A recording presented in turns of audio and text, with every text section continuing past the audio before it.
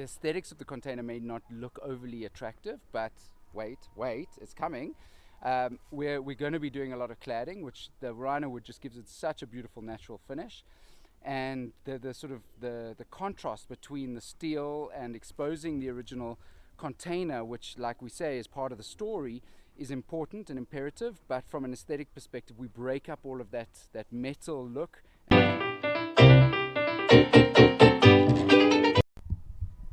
So the tiny house movement is largely spawned off the back of houses on wheels, tiny houses on wheels. And in the States and in New Zealand and other places, they are quite quintessentially tiny house, and there's a very common look and feel about them. And part of that is because they have to fit on a trailer. The trailer has to be regulation size, and they have to fit under bridges. So there's a height limitation to the designs, and so that puts them all in quite a similar bracket with respect to their external aesthetics. In any case, people get super creative internally, of course.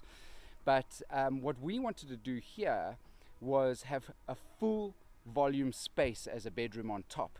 But where we get around those restrictions with respect to transport and moving this house, should you ever need to, is by making it an assembly unit. And effectively you can disassemble the top unit, pack it away inside, and then it lifts up like a container where trucks and trains and ships are geared to handle them.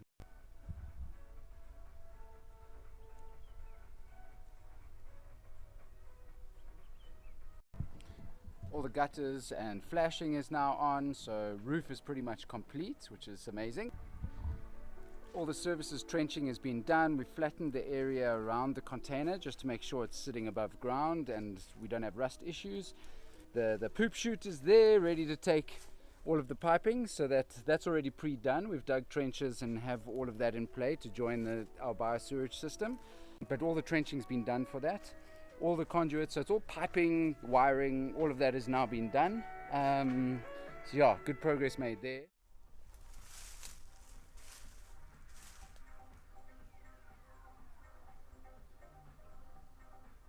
So another very important reason why we wanted to utilize Rhino Wood, and why we're very thankful and grateful for the collaboration that's going on between Rhino Wood and ourselves, is that a lot of what we're doing here based on an environmental agenda. So, being able to convert an existing shipping container that was end of life and probably had no other use into something beautiful like a home that can house someone is obviously high on our agenda. It's part of our motivation for doing this. We've been quite selective with the products that we're utilizing, so that we stay true to that agenda and stay true to that mission statement. And Rhino Wood just gives it to us on a plate, because the pine that makes up Rhino Wood is sustainably grown. The challenge with pine is that it's effectively a soft wood, so it's not going to weather well, etc. But what Rhino Wood does very cleverly is that through a high heat and pressure process, they impregnate the wood with like a wax, and that effectively gives it a hardwood property. And so it's with that in mind that we're collaborating. We're putting that into the container.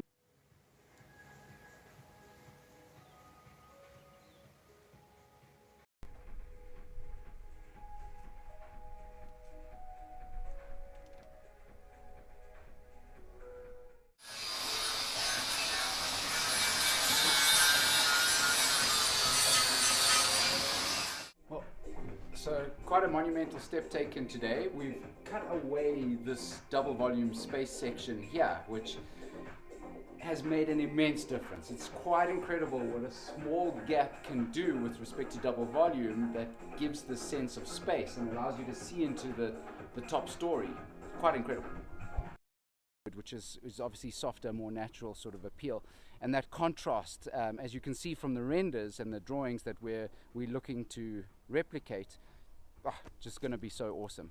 So yeah, don't be too taken aback by all the grey, the dreariness. It's going to be amazing. It's going to look great. So this video was primarily about an update on the container conversion, but just wanted to quickly bring you up to speed with regard to our treehouse build. So on the downslope side, it's almost 2.5 meters above the ground, and there was always a suspicion from the beginning that we would need to brace this because it would have been that high up in the air, the sort of mechanical advantage and weight distribution being higher would have made it very top heavy, and the potential for it to fall over would have been there. And certainly as we added weight and started building this treehouse out, the stability was not at a comfortable level. So we've done a whole lot more bracing here to ensure that if anyone's having a bit of fun up there, that this whole thing doesn't come toppling down. Although the devil's in the detail, and I'm sure that the finishes are still going to take a bit of effort, but it's really feeling like a tree house home, and this is quite incredible. So yeah, ceiling's in, all the lighting's done, bathroom's been tiled, some finishing up needs to happen in there, but for all intents and purposes, we have the structure. Still a deck that needs to go in, so still the high risk of falling down there. We're going to push now to get both of these builds over the line. Looking likely that the treehouse build will complete first. Hopefully get some Airbnb experiences going and some rentals going that can fund the refinement of all of the builds. And then very soon we should be in a position to host our first person in the demo unit of the tiny house conversion, for the container conversion. And there they will be. We're really excited about it, and hope that many other people are, and after staying in it can maybe elect to have us build one for them.